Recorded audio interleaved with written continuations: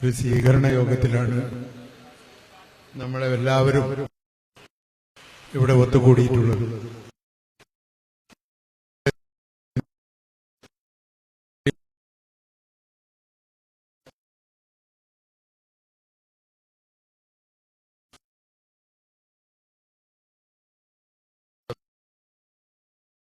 എന്നെ സംബന്ധിച്ചിടത്തോളം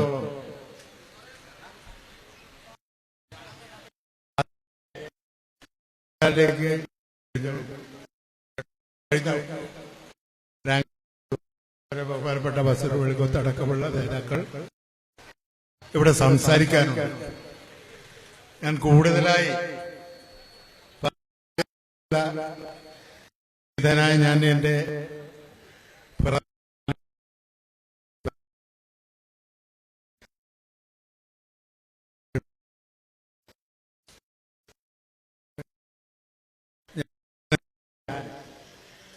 രാജധാനിന്റെ ഇടയിൽപ്പെട്ട് തെറിച്ചു വീണ് ജീവൻ ബാക്കി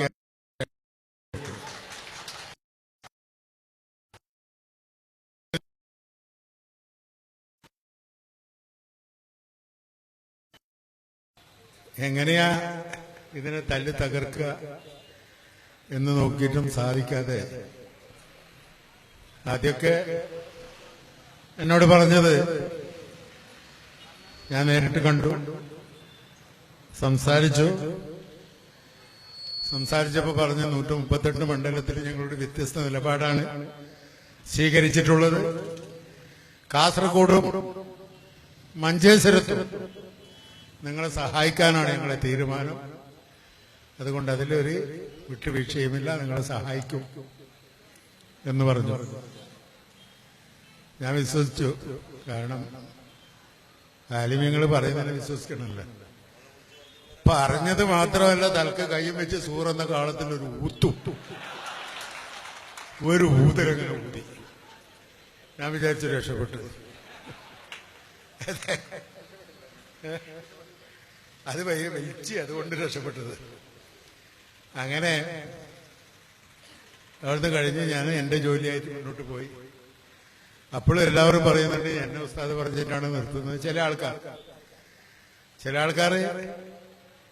ഞാൻ ഉസ്താദ് പറഞ്ഞതുകൊണ്ടാണ് നിൽക്കുന്നത് എന്നും പറയുന്നു, പറഞ്ഞിട്ടാണ് നിന്നത് എന്നും പറയുന്നു. ഇങ്ങനെ പലതും കേൾക്കുന്നുണ്ട്. അപ്പൊ വീണ്ടും ഒന്നും കൂടി കാണാം. അപ്പൊ പറഞ്ഞു, ഒരു വേദിയിലുണ്ട് എന്റെ പ്രിയപ്പെട്ട പിന്നൊരു സ്ഥാനാർത്ഥിയുണ്ട്, അദ്ദേഹം ഉണ്ടാവും. അദ്ദേഹം പറഞ്ഞു, ഞങ്ങൾ പ്രത്യേകമായ രാഷ്ട്രീയ പാർട്ടികളല്ല, എങ്കിലും ഫാസിസ്റ്റ് ശക്തികളെ ശക്തമായി എതിർക്കുകയും നമുക്ക് ഉപകാരം ചെയ്ത, അതായത് നമ്മുടെ സ്ഥാപനത്തെ സഹായിച്ച, നമ്മളോട് സഹകരിച്ച ആളെ വിജയിപ്പിക്കുകയും വേണം. ഞാൻ ആളെ പറയുന്നില്ല എന്ന് പറഞ്ഞു. അപ്പൊ ഓക്കെ, അത് മതി. കാരണം ചേച്ചി കുഞ്ഞമ്പു ഒരു സ്കൂളിന് മാത്രം അംഗീകാരം കൊടുത്തിട്ടുള്ളൂ, അത് കോടതിയിലേക്ക് പോയി. ഞാൻ 7 എണ്ണത്തിന് കൊടുത്തു. അപ്പൊ സഹായിച്ചവന്ന് ഞാനല്ലേ. പിന്നെ ക്ലിയറായി, ഒരു മാറ്റം ഉണ്ടാവില്ല. അപ്പൊ ഏതായാലും ഉറച്ചു നിന്ന് ഞാൻ അങ്ങനെ മുന്നോട്ട് പോയി. വീണ്ടും അത് ആവർത്തിച്ചുകൊണ്ടിരിക്കുന്നു. പിന്നെ രഹസ്യ യോഗങ്ങളൊക്കെ പിന്നെ ചില സ്ഥലത്ത് നടക്കാൻ തുടങ്ങി. അപ്പൊ ഞാൻ വീണ്ടും ചോദിച്ചു, അല്ല ഇങ്ങനെ അല്ല, അതിൽ മാറ്റമൊന്നുമില്ല. ഓക്കെ, പിന്നെ ഏതായാലും സഹായിച്ചവർ സഹായിക്കും. ഞാനാണ് സഹായിച്ചത് ഒന്ന്. പിന്നെ തടിന്റെ വേസ്റ്റ് എന്ന് പറഞ്ഞാൽ എങ്ങനെയും സഹായിക്കില്ല. അപ്പൊ 2 ഐറ്റമിൽ ഒരു ഭാഗത്ത് ക്ലിയറായി. പിന്നെ ഫാസിസ്റ്റ് തക്കളെ തൊട്ടു നോക്കൂല. അവനായിരിക്ക എനിക്കല്ലേ. പിന്നെ ഉറച്ച് ഒരു പോക്കാണ് മുന്നോട്ട് പോയത്. ഏതായാലും എനിക്ക് എതിർക്കാൻ അവസാന ഘട്ടം 14-ാം തീയതി വൈകുന്നേരം 3 മണിക്ക് ഞാൻ പോയി. വീണ്ടും ഒന്ന് ഒരു ഊത്തും കൂടി ഊതാ എന്ന് പറഞ്ഞിട്ട് പോയി. ഏതായാലും പോയിട്ടാകുമ്പോ എന്ന് പറഞ്ഞ് ബാക്കിലൊക്കെ ഒരു വലിയ ഊതിയത് വലിച്ചു മേലോട്ട് വിളിച്ചു. ഞാൻ പറഞ്ഞ എന്താ ഉസ്താദേ, അല്ല അത് പിന്നെ അതങ്ങനെ പറ്റി, അതിങ്ങനെ ശരിയാവില്ല. ഒന്ന് രണ്ട് വാക്ക് പറയുമ്പോൾ ഞാൻ പറഞ്ഞു ആയിക്കോട്ടെ, ഓക്കെ. ഞാൻ പുറത്തിറങ്ങി. എനിക്ക് കോലം മനസ്സിലായി. അപ്പൊ പുറത്തിറങ്ങിയിട്ട് എന്താ ഇങ്ങനെ നിലപാട് അന്വേഷിച്ചപ്പോ ഒരുപാട് ക്ലെയിമുകൾ എന്റെ പേരിലുണ്ട്. ഇത് ഞാന് ഇവിടുത്തെ എറണാകുളം പള്ളിക്ക് സ്റ്റേ കൊടുത്ത ആളാണ്. അതൊരു ക്ലെയിം.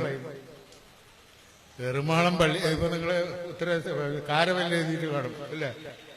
കഴിഞ്ഞ ചൊവ്വാഴ്ചയായിരുന്നു, മുമ്പത്തെ ചൊവ്വാഴ്ച ഉണ്ടായിരുന്നു എറണാകുളം പള്ളി.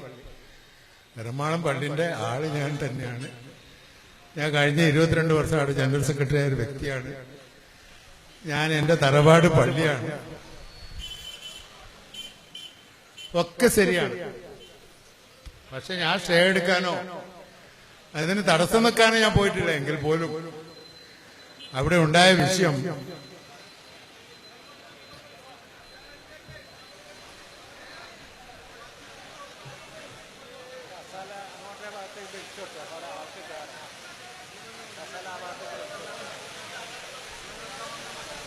കസാല ഇങ്ങോട്ട്, കസാല കുറച്ച് ഇങ്ങോട്ടേക്ക് വലിച്ചോ. എല്ലാവരും കസാല ഒന്ന് ഇങ്ങോട്ടേക്ക് വലിച്ചേ.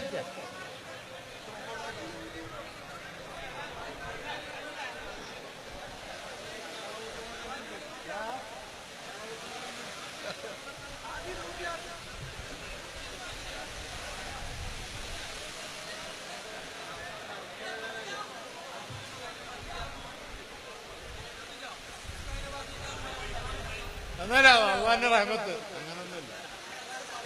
അത് ഞാൻ തെളിയിച്ചല്ലോ. അങ്ങനെ പറഞ്ഞത് കൊണ്ടൊന്നും ജയിക്കാനോ തോക്കാനോ പോകുന്നില്ല. അത് ഞാൻ തെളിയിച്ചു. എത്രയോ ദുവായിരുന്നല്ലോ. അതുവാ വലിക്കണമായിരുന്നല്ലേ. ഞാൻ 89 തൊട്ടിനങ്ങ് ജയിച്ചല്ലേ. അതിൽ യാതൊരു സംശയമില്ലാലോ. ഇനി ചിലപ്പോ തോറ്റാലും തിരക്കേട്ടില്ല. ഇപ്പൊ ഇത്രയെല്ലാം എന്തൊക്കെ മതി. സലാത്ത് പാർസലാക്കി, സലാത്ത് കൊണ്ടുപോയി, പിന്നെ ദുആയിരുന്നു. ഇതെല്ലാം ചെയ്ത് ഞാൻ വിജയിച്ചു. എന്തുകൊണ്ട്? ഇഖ്ലാസോടുകൂടി ദുആ ചെയ്ത ആൾക്കാരാണ് ഇവിടെ എന്റെ മുമ്പിൽ നിൽക്കുന്നത്. അതുകൊണ്ടാണ് എന്റെ വിജയം. അതിൽ യാതൊരു സംശയമില്ല. ഇഖ്ലാസ്, ഏതൊരു പ്രവർത്തിക്ക് ഇഖ്ലാസ് വേണം. ആ ഇഖ്ലാസോട് കൂടി എന്റെ വിജയത്തിന് വേണ്ടി നിങ്ങൾ പ്രവർത്തിച്ച് നമ്മൾ ജയിച്ചു. ചില ആളുകൾ കാസിന് വേണ്ടി പ്രാർത്ഥിക്കുന്നു, അതിന് വലിയ പ്രതിഫലമൊന്നും കിട്ടുന്നില്ല എന്നുള്ളതിന്റെ തെളിവ് കൂടിയാണ് എന്റെ വിജയം. അതിൽ യാതൊരു സംശയമില്ല. അങ്ങനെയാണ് ഞാൻ ജയിച്ചു വന്നത്. അപ്പൊ അതുകൊണ്ട് അള്ളാന്റെ റഹ്മത്ത് വരുമ്പോ അതുകൊണ്ട് പിന്നെ ഇരിക്കണ്ട. അപ്പൊ ഏതായാലും അങ്ങനെ പള്ളിക്ക് സ്റ്റേ കൊടുത്തത് ഒരു ക്ലെയിം. 22 വർഷമായി ഞാൻ പള്ളിക്ക് ക്ലെയിമൊന്നും പിന്നെ സ്റ്റേ ഒന്നും കൊടുക്കാൻ ഞാൻ പോയിട്ടില്ല, എനിക്കറിയില്ല. പക്ഷെ അവിടെ ഈ എഴുതുന്ന ആൾക്കോ പറയുന്ന ആൾക്കോ ഒരു അവകാശം, ഒരു അധികാരം അവിടെ ഇല്ല. അവിടെ പണ്ട് എന്റെ ഉപ്പാന്റെ കാലത്ത് പള്ളി കെട്ടാൻ വേണ്ടി സ്ഥലം കൊടുത്തു. കൃഷിക്കാർ, അന്നത്തെ കൃഷിക്കാർ ഞങ്ങളെല്ലാം ചേർന്ന് ചെറിയൊരു കൊച്ചു പള്ളി ഉണ്ടാക്കി. അങ്ങനെ നിസ്കരിച്ചു പോന്നു. അതിന്റെ ഇടയില് എന്റെ അമ്മാവൻ, അതായത് വെടിയ പോക്കറാജിയുടെ കുറെ ആൾക്കാർക്കൊക്കെ അറിയാം, അദ്ദേഹം തറവാട് പള്ളിയല്ലേ എന്ന് പറഞ്ഞൊരു മദ്രസ. അപ്പൊ എന്നോട്, ഞാനന്ന് ജനറൽ സെക്രട്ടറി ആയിരുന്നു, എന്നോട് പറഞ്ഞ് അവിടെ കെട്ടിക്കൊടുത്ത് കാര്യമൊന്നുമില്ലത്, അവർ AP ആക്കും എന്നൊരു ഹയാത്തിൽ പിന്നെ അയാൾ പറഞ്ഞതാണ്. കെട്ടിക്കൊടുക്കുന്നതിന് മുമ്പ് പറഞ്ഞതാണ്. അപ്പൊ ഞാൻ പറഞ്ഞു അതിനുള്ള പേപ്പർ ഉണ്ടാക്കാം. അങ്ങനെ ഒരു മദ്രസ കെട്ടി. ഇന്ന് നല്ല 12 റൂമിന്റെ ഒരു മദ്രസ കെട്ടി 40 സെന്റ് സ്ഥലം വാങ്ങി അതിന് കെട്ടി വഖഫ് ചെയ്തു. വഖഫ് ചെയ്യുമ്പോ എഗ്രിമെന്റ് ഉണ്ടാക്കി. സമസ്തന്റെ കീഴിൽ കാലാകാലം എന്റെ ഉപ്പാന്റെയും ഉമ്മാന്റെയും പേരിൽ ഇത് നിലനിൽക്കണമെന്ന് എഗ്രിമെന്റ് ഉണ്ടാക്കിയിട്ടാണ് കൊടുത്തത്. ഞാൻ 22 ദിവസം കഴിഞ്ഞിട്ട് ജനറൽ സെക്രട്ടറി സ്ഥാനം കഴിഞ്ഞിട്ട് ഒറ്റ വർഷം കൊണ്ട് അതിനെ മാറ്റി, സിലബസ് മാറ്റി, ഇപ്പൊ മാറ്റി മുന്നോട്ട് പോയിക്കൊണ്ടിരിക്കും. അപ്പൊ പള്ളി പൊളിക്കാൻ അവിടേക്ക് മിമ്പറൊക്കെ ഷിഫ്റ്റ് ആകുമ്പോ അവിടുത്തെ ആൾക്കാരോട് പറഞ്ഞു, ഇങ്ങനെ ഒരു വിഷയമുണ്ട്, നിങ്ങൾ ജിമാക്കൊക്കെ പോകുന്നുണ്ടെങ്കിൽ ആലമ്പാടിക്ക് പോയിക്കോ, അവിടെ പിടിച്ചു പറ്റിയ മദ്രസാണുള്ളത്, അതിൽ നിസ്കരിച്ചാൽ ജിമാക്ക് പോയാൽ ചിലപ്പോ ജിമാ പൂർത്തിയാകും, അതിന് പ്രതിഫലം ഇല്ല. ചില ആലിമ്യങ്ങൾ പറയുന്ന അങ്ങനെയല്ലേ. അപ്പൊ പ്രതിഫലം നിങ്ങൾ പോകരുത്, അപ്പൊ എല്ലാവരും ഇങ്ങനെ ഇവർ വീണ്ടും ആലോചിച്ച് ഞാൻ പോയില്ല, ഞാൻ അത്രേ പറഞ്ഞു വിട്ടു.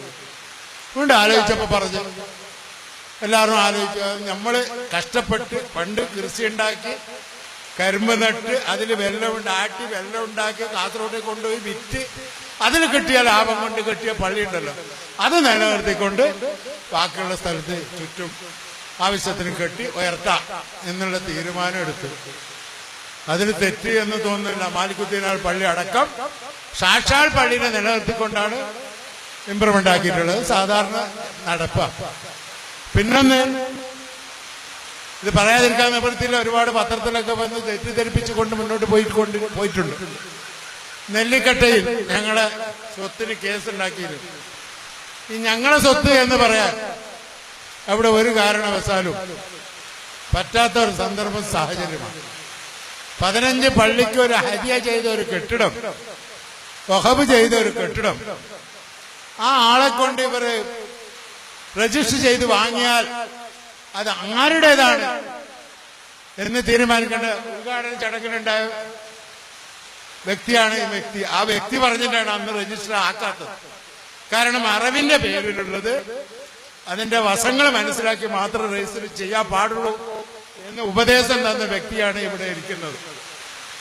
അതുകൊണ്ട് നിങ്ങള് നോക്കി, അതാണ് രജിസ്റ്റർ ആക്കാൻ താമസിച്ചത്. അപ്പൊ അതുകൊണ്ട് 15 പള്ളിക്ക് ഹദിയ ചെയ്ത് ഒരു 2-2.5 വർഷം അതിന്റെ പരിപാലനങ്ങളും കാര്യങ്ങളും ഒക്കെ ചെയ്ത് മുന്നോട്ട് പോയ ഒരു സ്ഥാപനം ഒരു സുപ്രഭാതത്തിൽ അറിവിനെ കൊണ്ടുവന്ന് അവർ രജിസ്റ്ററാക്കി വാങ്ങിയാൽ അത് അള്ളാന്റെ കോടതിയിൽ ആർക്കാണോ അത് തെളിയിക്കട്ടെ. അത് തെളിയിച്ചാൽ നമുക്ക് അവർക്ക് വിട്ടുകൊടുക്കാം. നമുക്ക് വേണ്ട. ഞാൻ ഖാദിയുടെ അടുത്തേക്ക് വരാൻ വേണ്ടി പറഞ്ഞു, നിങ്ങളെ ഖാദിന്റെ അടുത്തേക്ക് വരണം, ഞാൻ വരാം. നമ്മളെ ഖാദി തന്നെയാണോ എന്നില്ല, ഖാദിയായ മതി. ഫാത്തിഹ ഓതിയിട്ട് മേലാക്കാൻ പറ്റുന്ന ആളായ മതി. കൂടുതൽ വന്നിട്ട് അല്ലെന്ന് പറയട്ടെ, അല്ല ഞങ്ങൾക്ക് അവകാശപ്പെട്ടതെന്ന് പറയട്ടെ, ഞങ്ങൾ വിട്ടുകൊടുക്കാം. ഞങ്ങളെ കേസിനൊന്നും പോയില്ല, പോകാനും ഉദ്ദേശിക്കുന്നില്ല. അപ്പൊ അതുകൊണ്ട് അത്തരം കള്ളത്തിരണം, നുണപ്പത്തിരണങ്ങൾ. മറ്റൊന്ന്, ഇങ്ങനെയുള്ള ഒരുപാട് നുണപ്രചരണം. പിന്നൊരു ഇവിടുന്ന് എനിക്ക് എതിർത്ത സഹദിയൊക്കെ 2 സ്കൂളിന് അംഗീകാരത്തിന് വേണ്ടി 10 ലക്ഷം രൂപ വാഗ്ദാനം ചെയ്തു എന്ന് ഞാനൊരു വിവരം അറിഞ്ഞു. ഞാൻ മുസ്ലിം ലീഗിന്റെ ജില്ലാ ഭാരവാഹിയിൽപ്പെട്ട ജില്ലാ ഭാരവാഹി യോഗത്തിലടക്കം മീറ്റിംഗിൽ പങ്കെടുക്കുന്ന ഒരു വ്യക്തിയാണ്. ഞാൻ ചോദിച്ചു, ആരാ ഇങ്ങനെ ഒരു 10 ലക്ഷം രൂപ? ജില്ലാ കമ്മിറ്റിയിൽ അങ്ങനെയുള്ള ഒരു ചർച്ച നടന്നിട്ടില്ല, 10 പൈസ അങ്ങനെയുള്ള വാങ്ങിയിട്ടില്ല. ഇതാരാ? മിനിസ്റ്റർ 10 പൈസ വാങ്ങിയിട്ടില്ല, മുസ്ലിം ലീഗ് ആരും വാങ്ങിയിട്ടില്ല, സ്റ്റേറ്റ് കമ്മിറ്റി വാങ്ങിയിട്ടില്ല. സ്റ്റേറ്റ് കമ്മിറ്റിയിൽ ഞാനൊരു പ്രവർത്തകനാണ്, ആരും വാങ്ങിയിട്ടില്ല. അപ്പൊ ഞാൻ ഉടനെ MA മാണിക്കോത്ത് ഉസ്താദിനെ കണ്ടു. ഉസ്താദ് ഇങ്ങനെ ഒരു വിഷയം പറയുന്നേക്കുന്നത് ശരിയാണോ? ശരിയാണ്. ആർക്കാ കൊടുക്കുക? അത് കണ്ണൂരിലൊരാൾ ആരാ? അത് നമുക്കറിയണം. അപ്പൊ പറഞ്ഞത് പിന്നെ ആളെ പറയാൻ പറ്റില്ല. ഞാൻ പറയണം, നിങ്ങൾ 10 ലക്ഷം റുപ്യം കൊടുത്ത് നാളെ കണക്ക് കാണിച്ച് യോഗത്തില് മുസ്ലിം ലീഗിന് 10 ലക്ഷം കൊടുത്ത് ഇതിന്റെ അംഗീകാരം വാങ്ങിയെന്ന് പിന്നെ പ്രസംഗിക്കൂലേ? അപ്പൊ ഞങ്ങൾക്ക് അറിയണ്ടേ ആര് വാങ്ങിയെന്നുള്ളത്. അതുകൊണ്ട് ആരെന്ന് പറയാൻ പറ്റില്ല. അപ്പൊ ഞാൻ വാങ്ങിച്ചു തരാം, നിങ്ങൾ 10 പൈസ കൊടുക്കരുത്. അപ്പൊ 20,000 രൂപ അഡ്വാൻസ്. എത്ര കൊടുത്തു എന്ന് ചോദിച്ചു. അപ്പൊ 20,000 രൂപ അഡ്വാൻസ് മാത്രമേ കൊടുത്തിട്ടുള്ളൂ. ഓക്കെ, എനിക്ക് കൊടുക്കരുത്, ഞാൻ അംഗീകാരം ഞാൻ വാങ്ങിച്ചു തരാം, നിങ്ങൾ അതിന് മെനക്കെടരുത്. അപ്പൊ ഉസ്താദ് പറഞ്ഞ്, അല്ല, ഞങ്ങൾക്ക് മര്യാദ പ്രശ്നം, കിട്ടിയില്ലെങ്കിൽ ഞങ്ങളെ പിന്നെ ഇതിന് അംഗീകാരം കിട്ടൽ ഉണ്ടാവില്ല, അതുകൊണ്ട് നിങ്ങൾ ഇതിന് തടസ്സം നിൽക്കരുത്. ഞാൻ പറഞ്ഞതല്ല, ഒരിക്കലും എന്നെ വിശ്വാസമില്ല. അപ്പൊ ഞങ്ങളെ ഈ മാണിക്കോത്ത് ഉസ്താദ് ഇതേ പള്ളിയിൽ പണ്ട് കാലത്തുണ്ടായിരുന്നു. അപ്പൊ എന്റെ കുടുംബത്തിനടക്കം അറിയുന്ന ഒരു വ്യക്തിയാണ്. ഞാൻ പറഞ്ഞു, എന്നെ വിശ്വാസമില്ല ഉസ്താദ്, ഞാൻ കൊണ്ടുതരാം എന്ന് പറഞ്ഞാൽ കൊണ്ട് തന്നിരിക്കും. അങ്ങനെ അവസാനം നിങ്ങൾ ഏറ്റെടുക്കുകയാണെങ്കിൽ ഞാൻ ആയിക്കോട്ടെ. രണ്ടിനും അംഗീകാരം കൊടുത്തു. അത് പിന്നീടല്ല അറിയുന്നത്, ഇതിന്റെ ഈ മാണിക്കോത്ത് ഉസ്താദോട് വാങ്ങിയിട്ട് അപ്പുറത്തെ കൂടി പേരും പറഞ്ഞിട്ട് ഇപ്പുറത്തെ പുസ്തകത്തിൽ എഴുതിട്ട് ഇപ്പുറത്തെ കീസൊക്കെ എടുത്തത്, ഇതല്ലേ നമ്മളോടുള്ള ചൊടി. ഇതാണ് ചൊടി, ഇതാണ് പ്രചരണം കംപ്ലീറ്റ്. അപ്പൊ അപ്പുറത്തെ കൂടി കൊടുക്കുക. ഇതേ നെല്ലുകട്ടയിൽ 10 ലക്ഷം രൂപ കമ്മീഷൻ വാങ്ങിയിട്ടുണ്ട് അറബിയോട്. അതിന്റെ കഥ വേറെ ഉണ്ട്. അപ്പൊ ഇങ്ങനെയുള്ള എല്ലാ പിന്നെ ഒരു ക്ലെയിം എന്തെന്ന് പറഞ്ഞാല് പിന്നെ ഇവിടെ ഏതോ യോഗം ഉണ്ടാവുമ്പോൾ ഞാൻ ആലപ്പുഴക്ക് എന്റെ മീറ്റിങ്ങിന് പോയിരുന്നു. ഇവിടെ യോഗത്തിന് വന്നില്ല, ആലപ്പുഴയിലേക്ക് പോയിരുന്നു. ഞാൻ ആലപ്പുഴയിലേക്ക് പോകണ്ട, എന്റെ ആദർശത്തിനല്ലേ ഞാൻ നോക്കണ്ടേ. ഒരു ദിവസം ആദർശം പേർക്കും ആദർശ പണയം വെച്ചിട്ട് ഇവരെ വോട്ട് എന്തിനാ? ആദർശം പറയാ. അങ്ങനെയാണെങ്കിൽ മതന്മാരെ വോട്ട് കിട്ടൂലേ? അവരവർക്കൊരു ആദർശമില്ലേ, അവരവരുടെ പൗരത്വമല്ലേ അത്? അങ്ങനെ ഉണ്ടാവുന്നു. അങ്ങനെ ഇപ്പൊ മുക്താർ അബ്ബാസിനെ പോലെ എനിക്ക് BJPക്ക് പോയാൽ പോലെ. ഇത് ഞാടെ മീറ്റിങ്ങിനായത് കുറവ്. പിന്നെ കർണാടക യാത്രക്ക് പോയിട്ട് ആയിക്കോട്ടെ, ഞാൻ പോയിട്ടില്ല, എനിക്ക് വോട്ടും തന്നിട്ടില്ല. പോയ വ്യക്തി ഉണ്ടല്ലോ നമ്മുടെ എന്നെ നെല്ലിക്കുന്ന സാഹിബ്, അദ്ദേഹം അവിടെ പ്രസംഗിച്ചെന്തറിയോ? കർണാടക യാത്ര അല്ലാതെ നടത്തേണ്ടത് ഭാരതയാത്ര നടത്തണോ? ഈ ഭാരത യാത്ര നടത്താൻ പറഞ്ഞ ആൾക്ക് പോലും ഒരു വോട്ട് കൊടുത്തില്ലല്ലോ. എനിക്ക് ചില ആൾ വോട്ട് തന്നിട്ടുണ്ട്. ഒരുപാട് പ്രവർത്തകർ, എന്നെ സ്നേഹിച്ചവർ ഒരുപാട് വോട്ട് എനിക്ക് തന്നിട്ടില്ല എന്ന് നിഷേധിക്കരുത്. അതുപോലും ഇദ്ദേഹത്തിന് കൊടുത്തിട്ടില്ല. എനിക്ക് ഒരുപാട് വോട്ട് കിട്ടിയിട്ടുണ്ട്, എല്ലാം നിഷേധിക്കുകയില്ല. അദ്ദേഹം പറഞ്ഞിടത്ത് ഞാൻ പറഞ്ഞല്ലോ, ഇഖ്ലാസോടുകൂടി പ്രാർത്ഥിക്കാൻ മുന്നോട്ട് വന്നവരെല്ലാം എനിക്ക് വോട്ട് തന്നിട്ടുണ്ട്. ഇഖ്ലാസോടുകൂടി പ്രാർത്ഥിച്ചവർ. ഇയാളെ ഈ സൂറന്ന കാള ഊതിയാള് മാത്രം തന്നിട്ടില്ലാതുള്ളൂ. അതുകൊണ്ട് തോപ്പിക്കാൻ അവസാനം നമ്മളെടുത്ത് ഒരാളും കൂടി ഇത് എവിടുന്ന് ഈ ബുദ്ധി എവിടുന്ന് ഉദിച്ചെന്നൊക്കെ നമുക്കറിയാം. പണ്ട് കാലങ്ങളിൽ ഒരു സുപ്രഭാതത്തിൽ അങ്ങനെ ഉണ്ടായിരുന്നു. CT അഹമ്മദിനെ തോപ്പിക്കാൻ വേണ്ടി അവസാനത്തെ അടവ് പയറ്റിയിട്ടുണ്ട്. അങ്ങനെയുള്ള പയറ്റൊരു വന്ന് പയറ്റ് നോക്കിയതാണ്. അത് അകമ്പതനത്തിന്റെ പയറ്റാണ്, അകമ്പതിച്ച് പോകുന്ന ഒരു പയറ്റാണ്. ആരും അത് ഇഷ്ടപ്പെടുന്ന പയറ്റല്ല.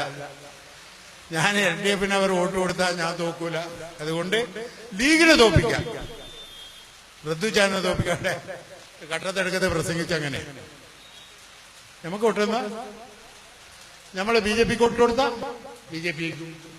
BJP ജയിച്ചാൽ മുസ്ലിങ്ങളെ എല്ലാവരും തെരഞ്ഞുപിടിച്ചു കൊല്ലും. മുസ്ലിങ്ങളെ എല്ലാവരും തെരഞ്ഞുപിടിച്ചു കൊന്നാൽ നമുക്ക് എല്ലാവർക്കും പ്രതിരോധിക്കാം.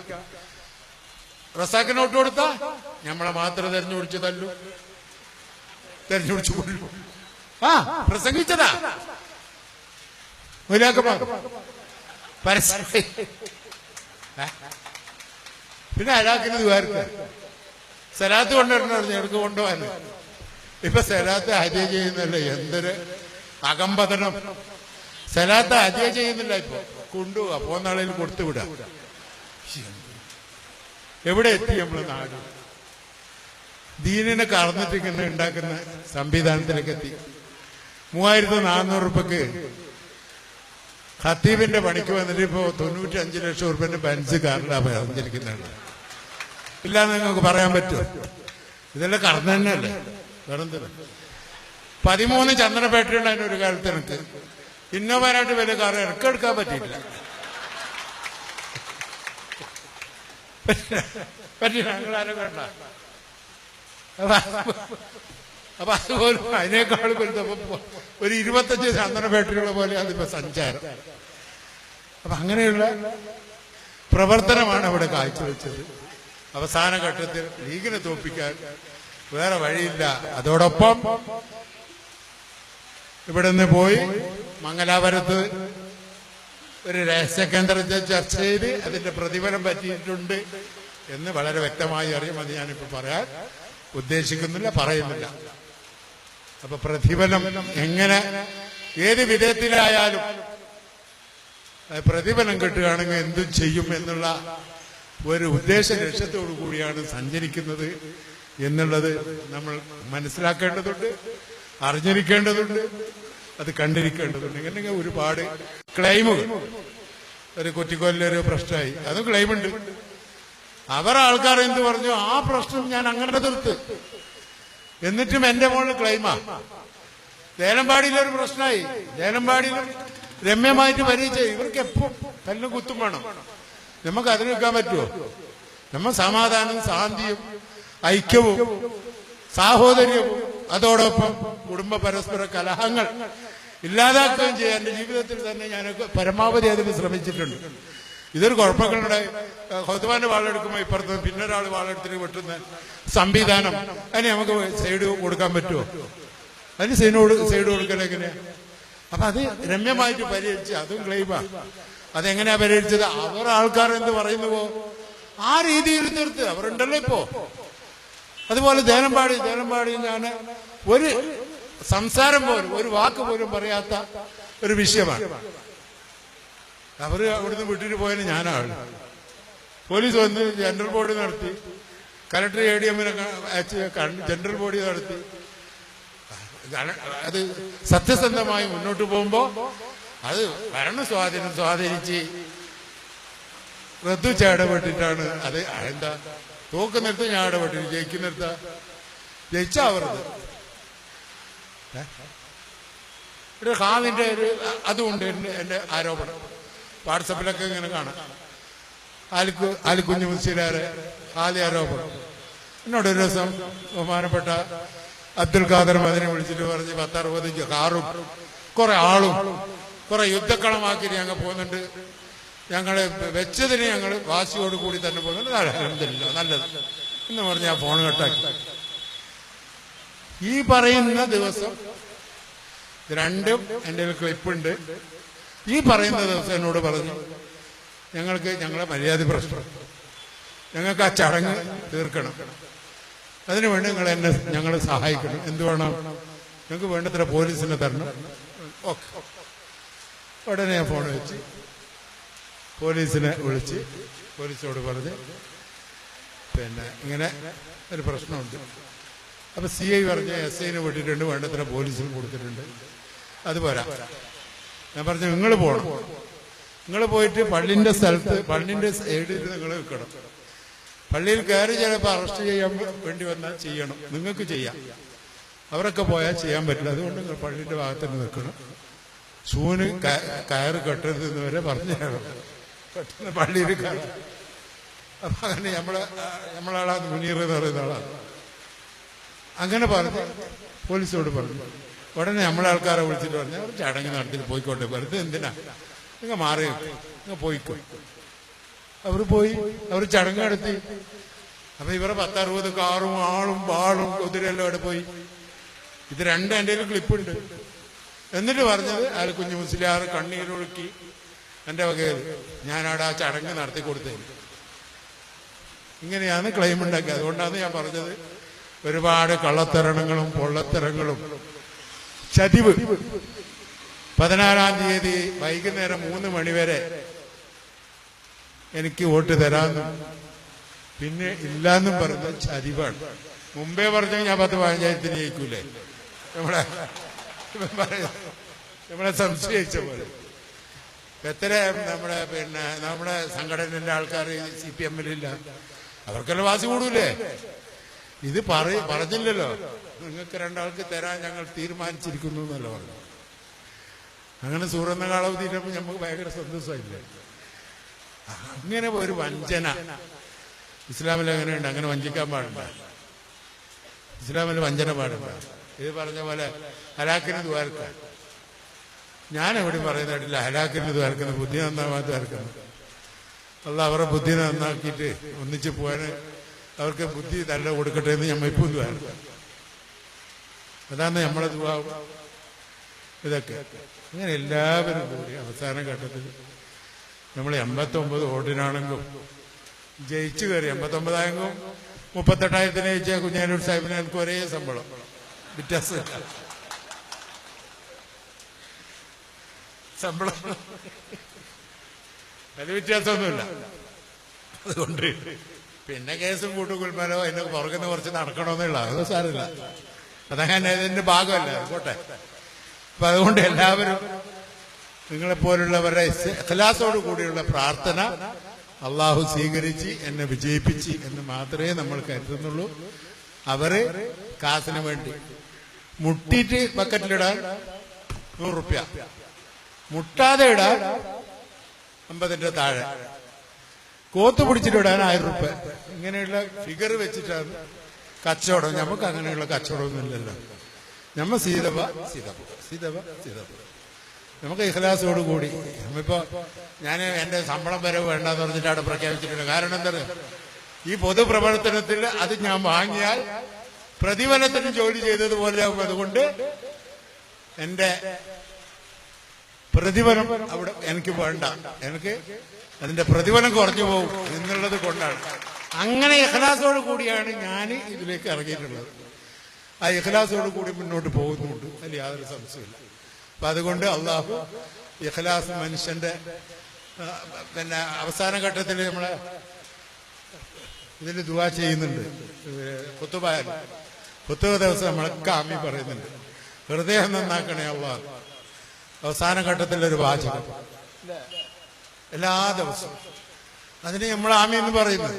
അവർ അർത്ഥം അറിയുന്ന ആൾ ആമീൻ പറയില്ല, അവരെ ഇഖ്ലാസ് നന്നാവില്ല, അവർക്ക് ആമീൻ ശരിയാച്ചന്മാരില്ല അധികം. അതുകൊണ്ട് ഇഖ്ലാസ് നന്നായിരുന്നവർക്ക് നമുക്ക് ഇഖ്ലാസ് നന്നാണോന്ന് ആമീൻ ഇങ്ങനെ പറയും.